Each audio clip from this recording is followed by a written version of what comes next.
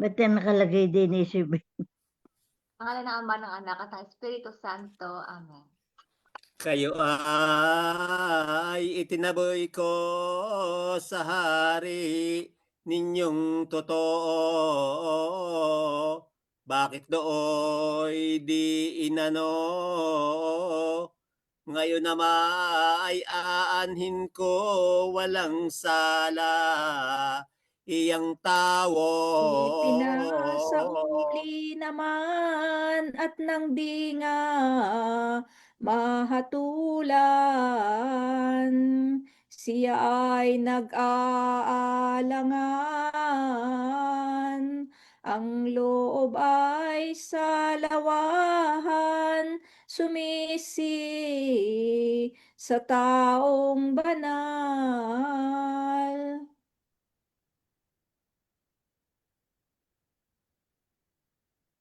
Nona.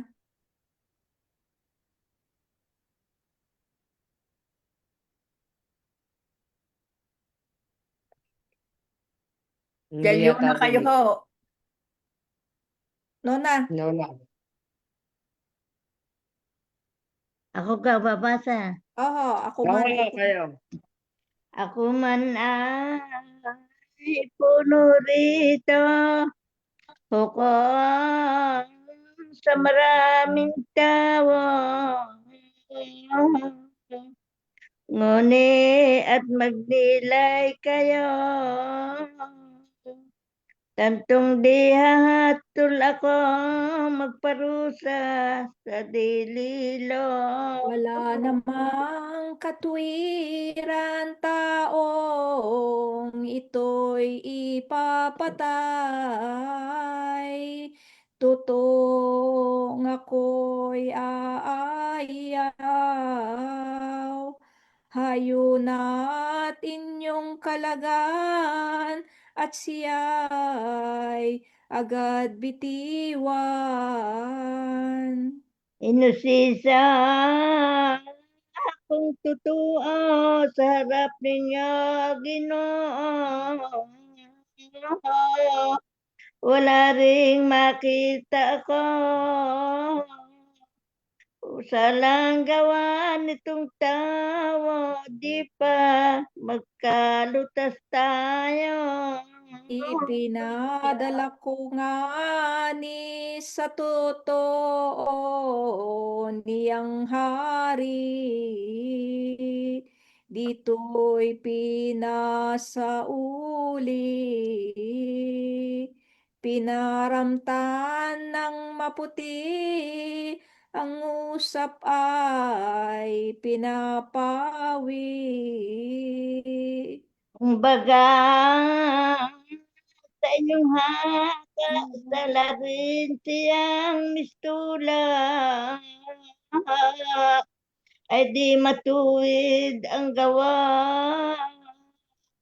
Sisihin ko't nang magtanda ng hampas na masagana. Nang marinig ng Hudyo itong mga wikang ito, katalastasang totoo, mga manukalang bago pagkawa ni Pilato. Ay lalo dinagdagan pa ang mga bintang nila. Ipapatay mo man siya.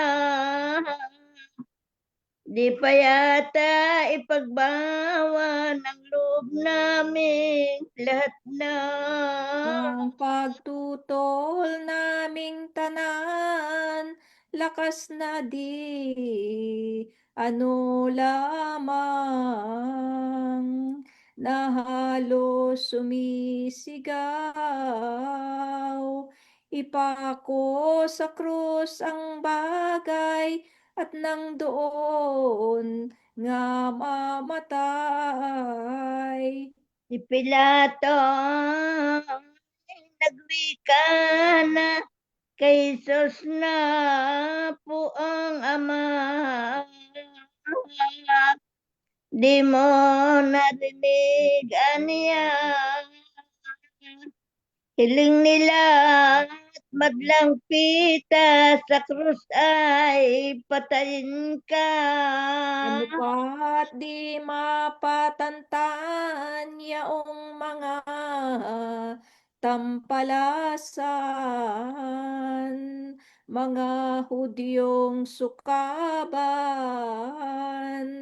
galit na di ano lamang sa krus iparipayan.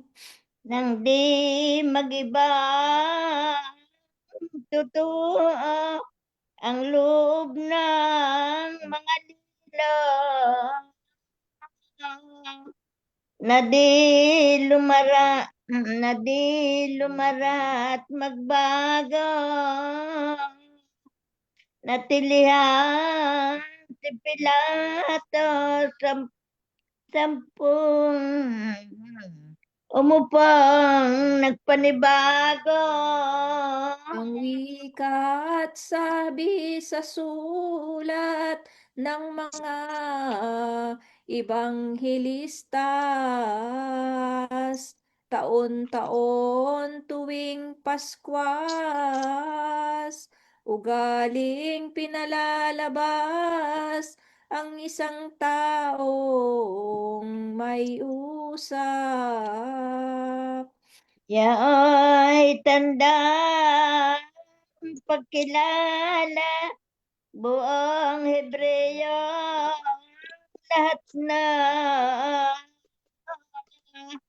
at kanilang alaala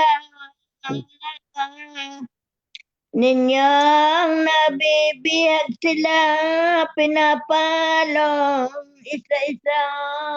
Lahat ngang taga-Ehipto, mga idolatrang tao. Si Paraong Haring Lilo,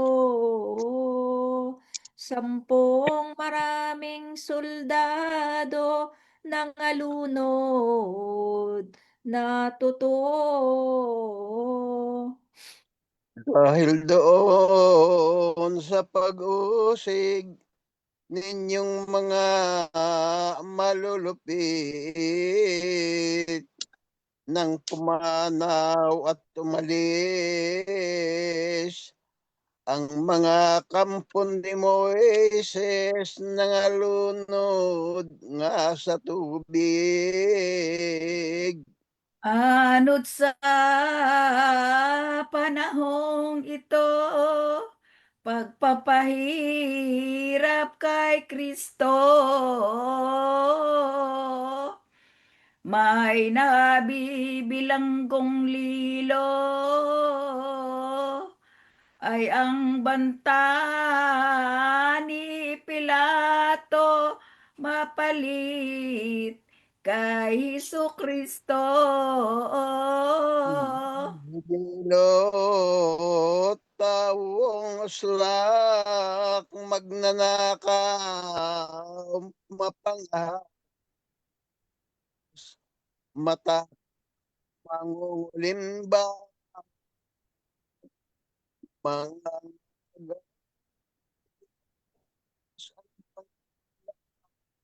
ay Barabas. Ang winika ni Pilato, mga tao'y mili kayo kay Barabas at kay Kristo. Isa ang pawala ninyo sa araw ng Paskwang ito. Ayaw ninyong nangagkakapisan. Akala ko'y dilisinsay, Si Jesus siyang kalagan, huwag ninyong ipapatay. Ang sagot ng mga sukab, Pariseyos at Iskribas, ingay na nagtitimpalak, ang kalagay si Barabas, si Jesus, ang bigyang hirap. Doon si Pilato, ano bagang delito to? Ang ginawa nitong tao, di na magpatawad kayo, kawawang totoo.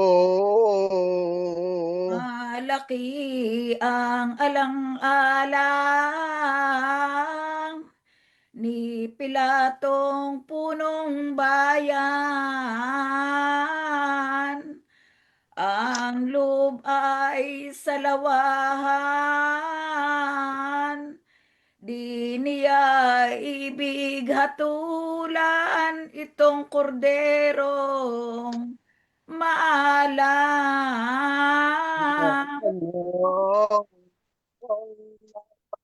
Igil si Pilato ay nagturing, kagyat namin sa darating, ang pagsugo at pabilin ni Procleng asawang Ay giliw. asawa ko aniya, ikaw ay mag-alaala sa di totoo't mag-ingat ka, huwag kang magpalamara, humatol sa walang sala. Huwag mo na sa bayan at hindi nga katuwiran, patayin at parusahan, tantong walang kasalanan. Sa pagtulog na maluwag, ako ay agad nangarap, totoo at hindi linsad, itong taong inuusap banal na, walang katulad. At babaling kitang tikis ng aking panaginip, ika'y huwag manaig, humatol ng di matuwid, matay sa taong mabait. Aral ito at habilin ni Jesus na po natin. Ang kapwa'y huwag hamakin, kahit sa panaginip ay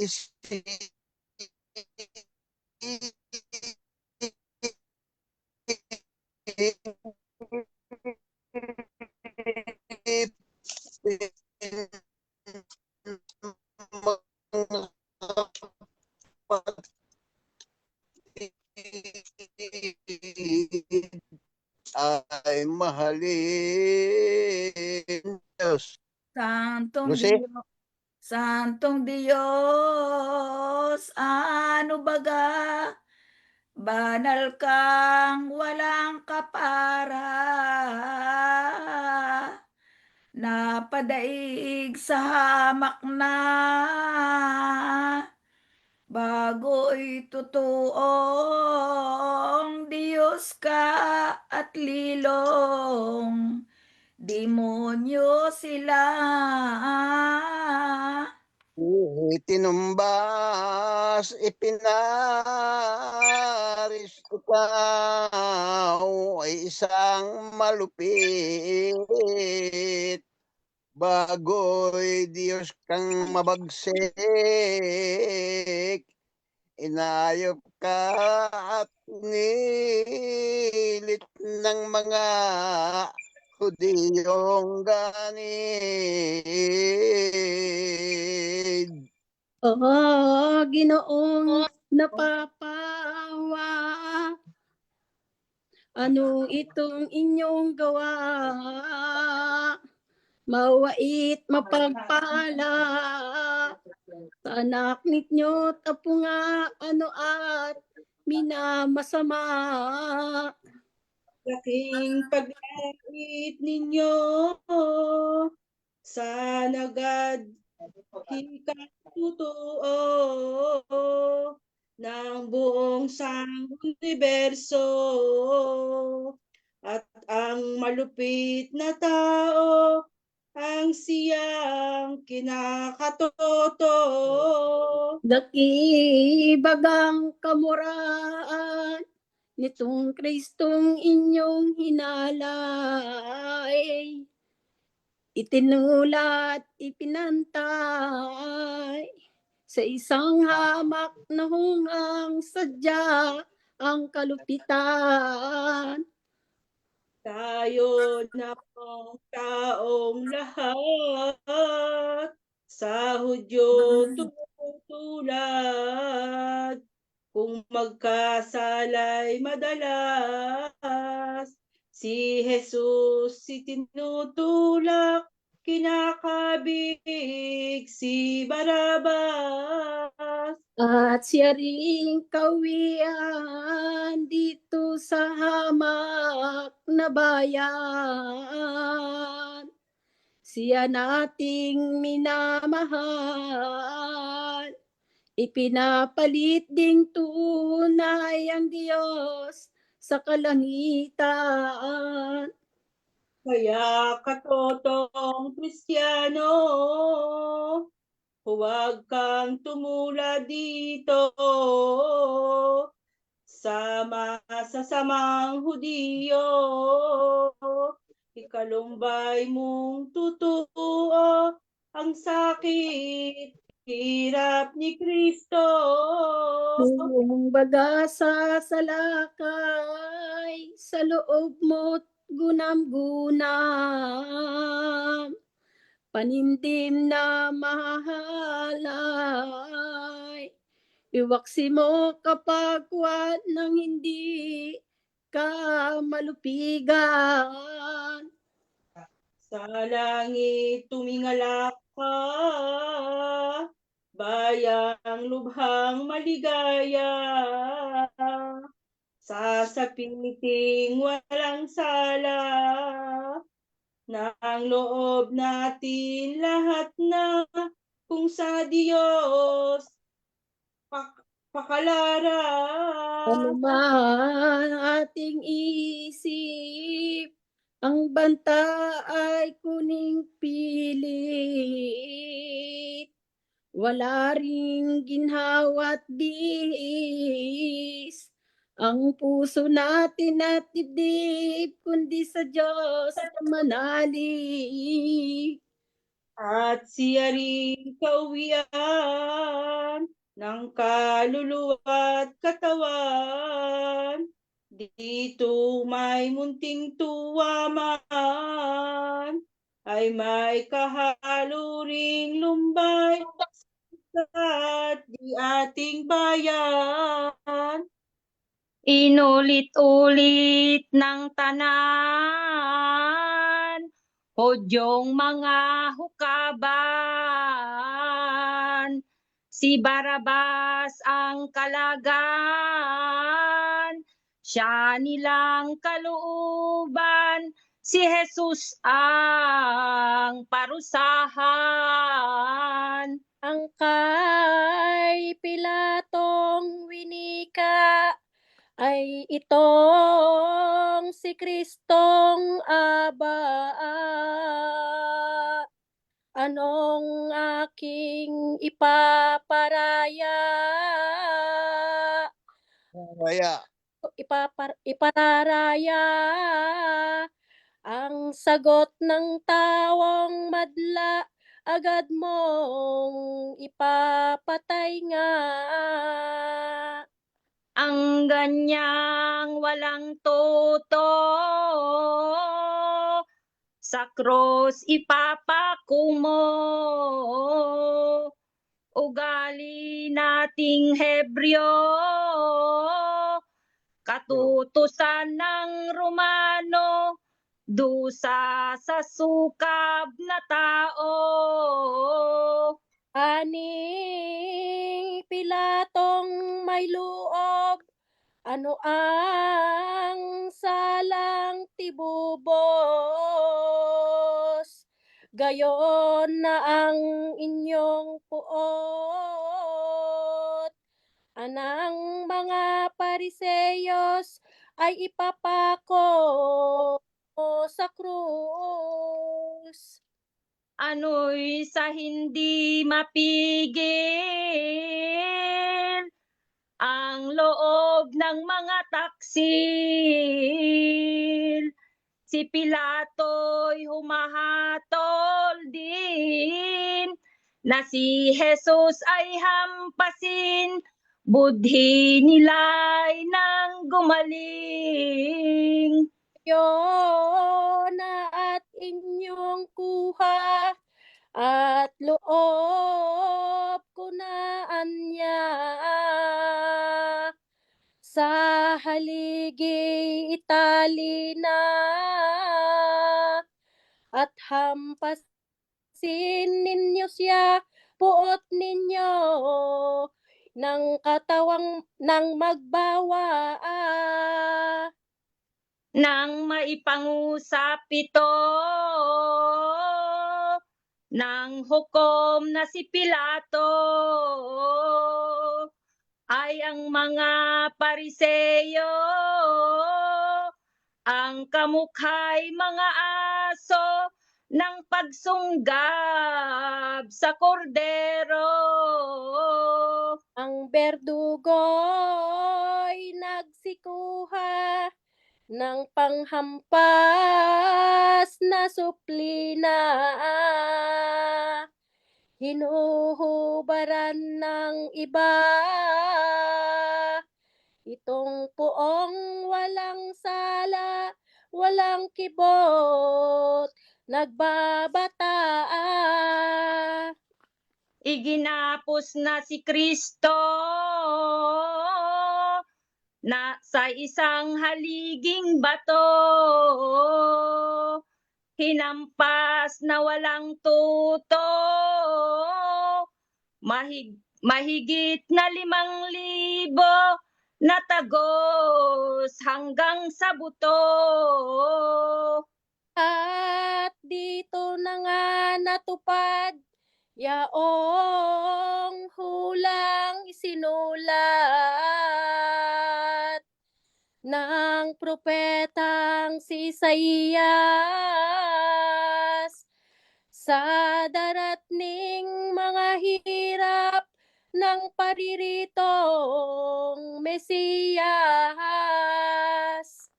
Mula ulo hanggang paa,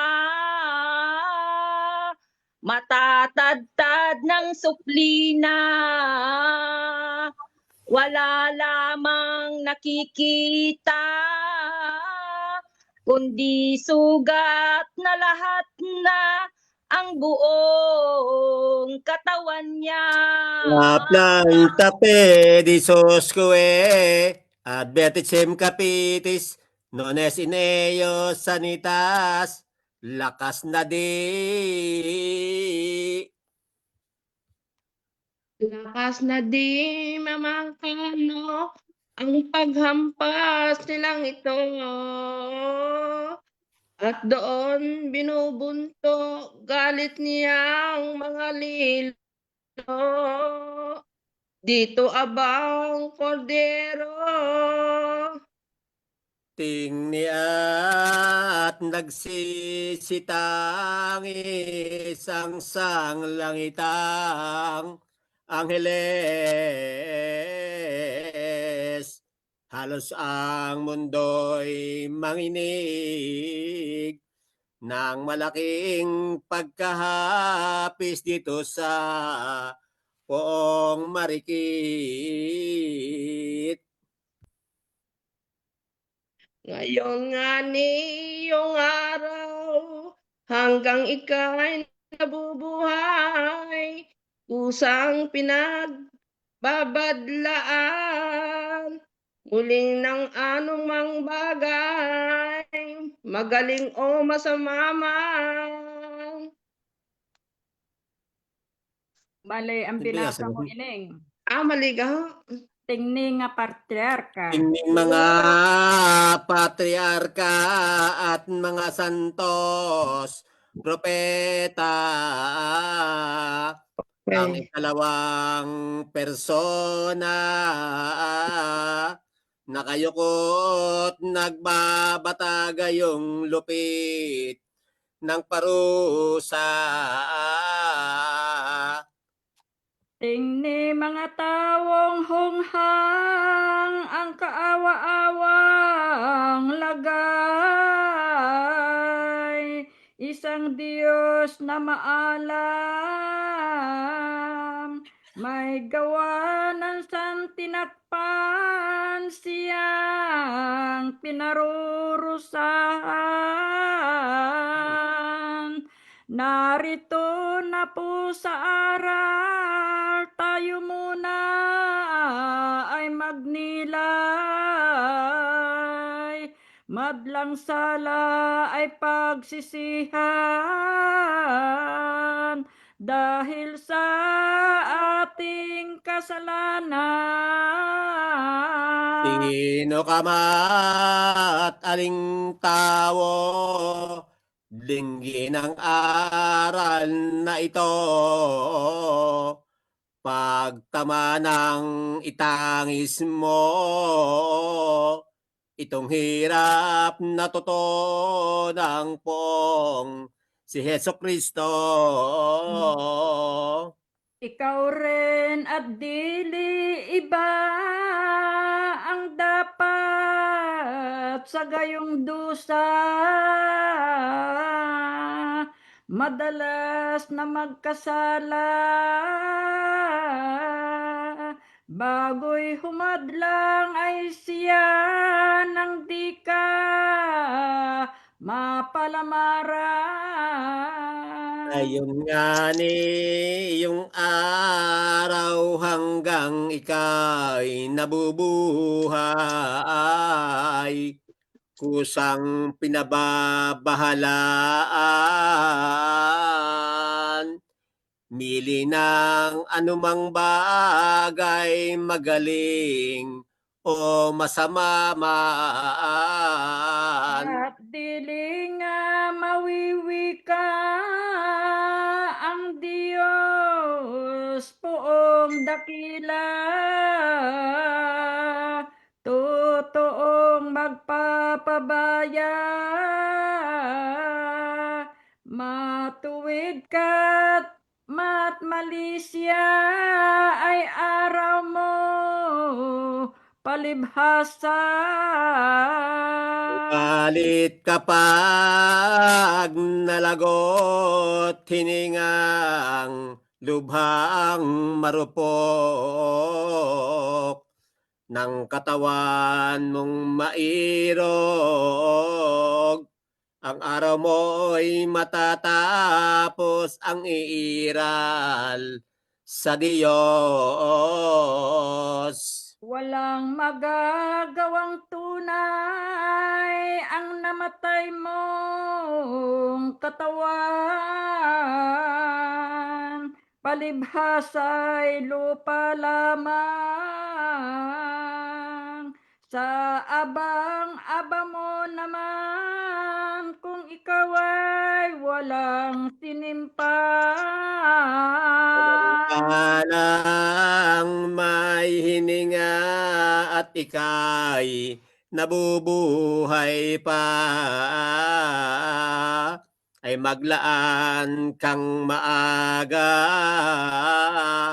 Sukat mong ikaginhawa ng kagamit-gamit mo na.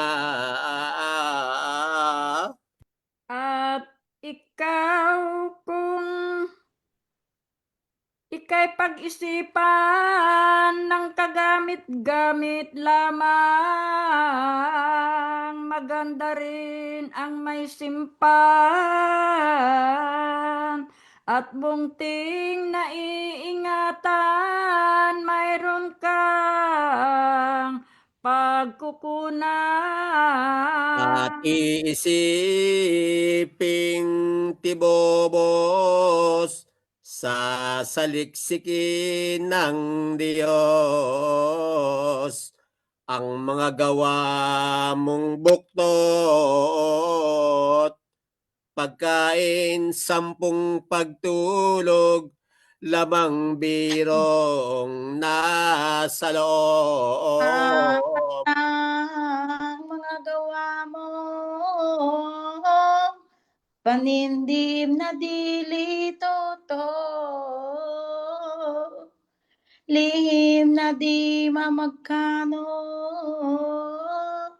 mahayag na totoo sa harap ng madlang tao. Kung ikaw ay naglimos nga sa taong iyong kapwa,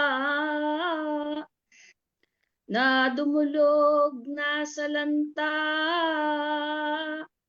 tumatangis, lumuluha kung nagkait o naawa.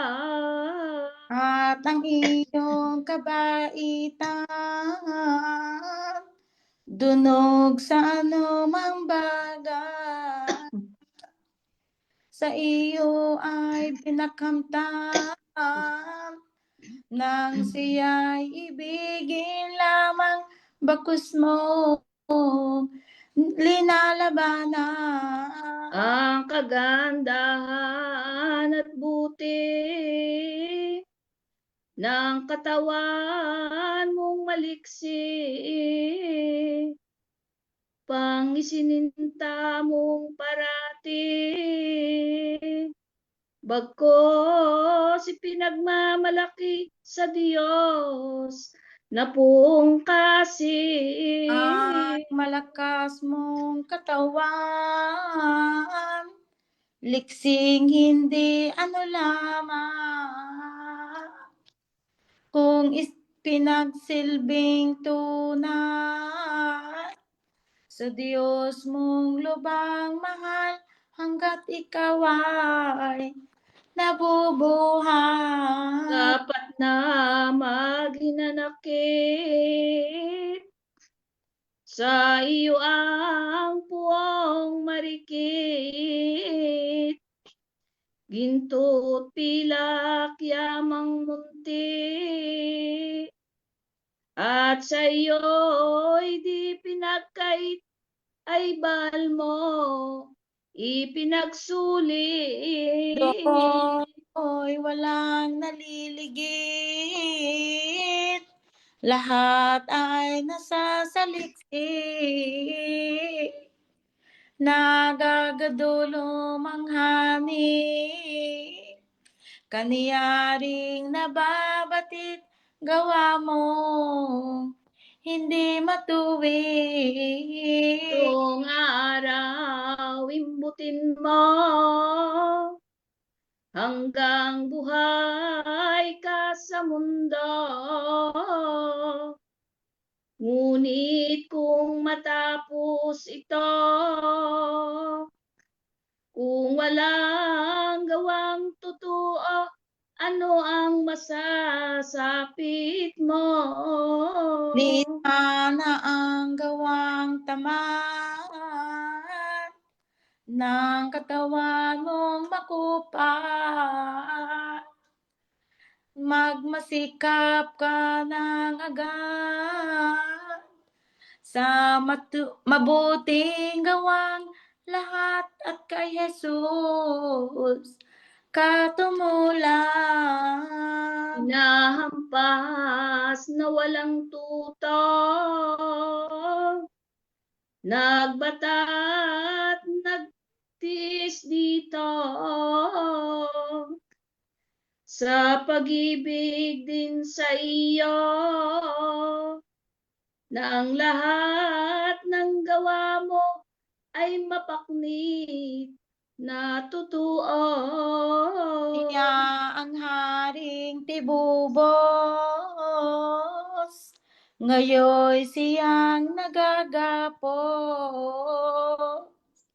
Nang ikaw ay huwag matakot, kundi tumapang ang lubos ang puso mo sa pag-irog. Ba tayo na't dulugin itong poong maawain, ang mga sigalot natin, salang lalo sa buhangin, ubus-ubusing kalaging. Siyang nagbabata, gayong sakit ng suplina, kundangat linangkapan pa, ng pagka-Diyos nga niya halos manaw ang hininga. Alin kaya't sinong tao lubhang malupit sa mundo ang hinampas ng ganito, kundi lamang itong berbo at dahilan din sa iyo.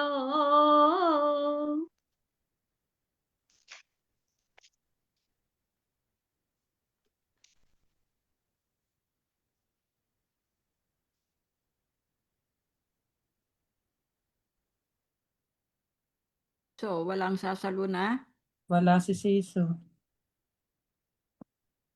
Kaya iyong ikalumbay ngayon ipinambintang, yamang ikaw ay siya lamang,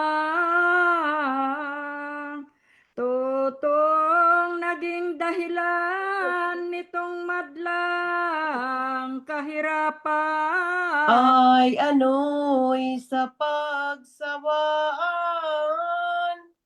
ang puong nahihirapan, agad nilang kinalagan, sapagkat napagmasdan hiningay halos pumanaw. Ang kay Jesus na tinis, na di mamagkanong sakit, at di na nagdalang hapis yaong mga malulupit. Ang damit niya'y kinuha, sa pawis ipinahid na, naginot at nagdamit siya, ngunit dinanig pa ay hinubdan kapag daka. Inundang muli si Jesus, niyong mga lilong-luob, at wala mang nagutos, hinampas na walang taros siya na pag-ayo. Laking sakit ang dinamdam nang muli nilang hubaran. Ganggapalad na ng kamay ang naninikit na laman sa tunika niyang mahal. Jesu Kristo ay minumurang totoo ng mga lilong diyo. Kaya nga tinubdan dito ang katawan niyang santo. At kanilang hinalinhan damit na lubhang mahalay, nahabing pula ang kulay, duming hindi ano lamang pura-pura ang siyang ngalan. Pinaupo sa isang hamak na bangko, inuuro'y binibiro, ano pa't sinisiphayo itong kurderong mamo. At kanilang pinatangnan ng isang tuyong kawayan. Ang ulo ay pinutungan ng tinik na likaw-likaw, kunwan ay hari-harian. Mga lilo, tatanong kay Kristo, pinapanghula rito, sa kanila'y sino-sino ang nagsipukpok sa ulo. Ano pa nga't inuulol itong ating Panginoon?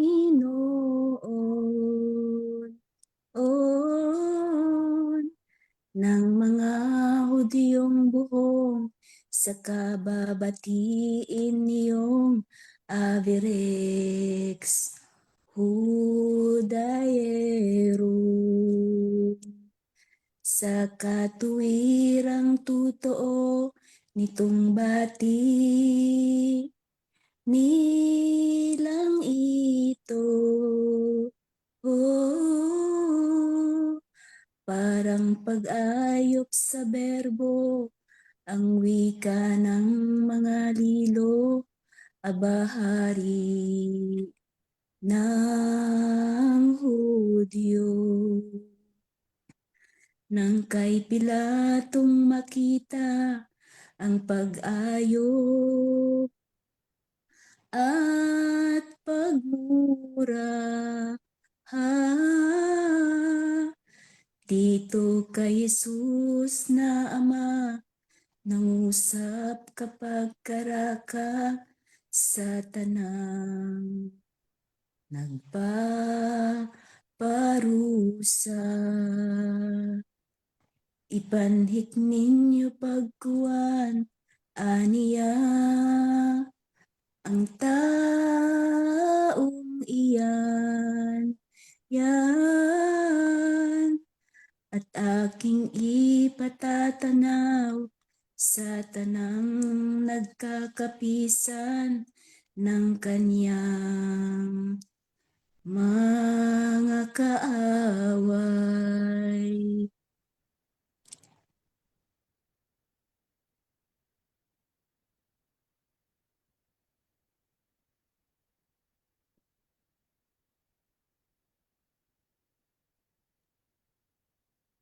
Walang sinuman ang nabubuhay para sa sarili lamang.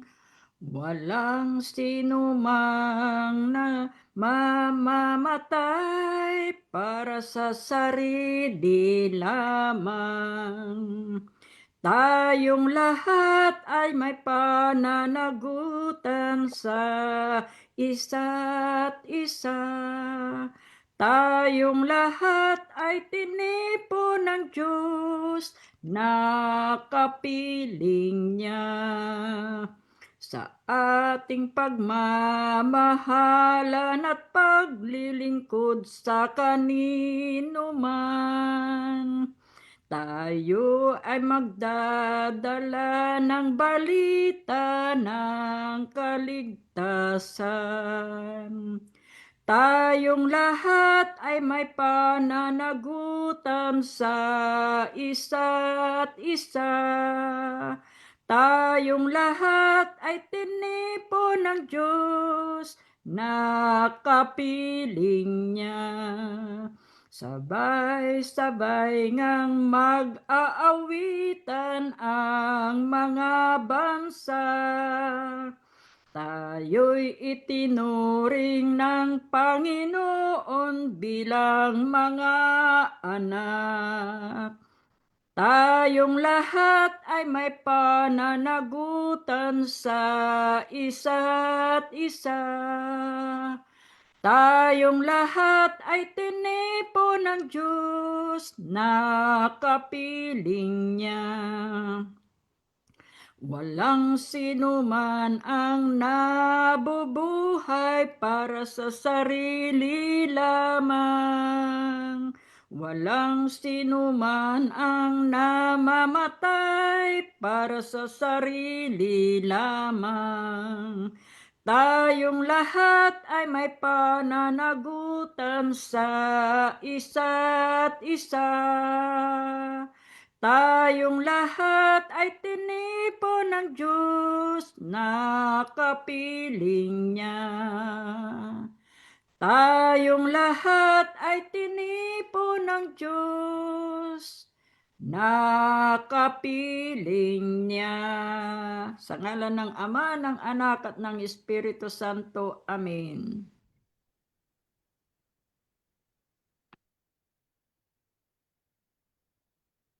O Diyos na aming Ama, puspusin mo kami ng iyong banal na Espiritu upang maunawaan namin ang iyong banal na salita ng may pananampalataya.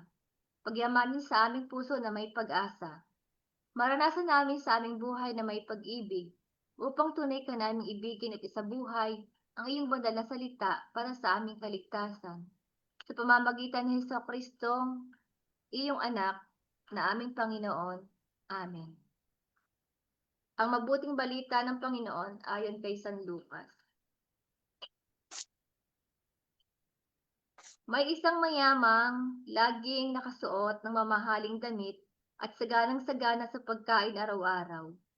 May isa namang pulubing na nagangalang Lazaro na tadtad ng sugat sa katawan at nakahiga sa may pintuan ng mayaman, sa hangad na matapunan man lamang ng mga mumong nahuhulog mula sa hapag ng mayaman.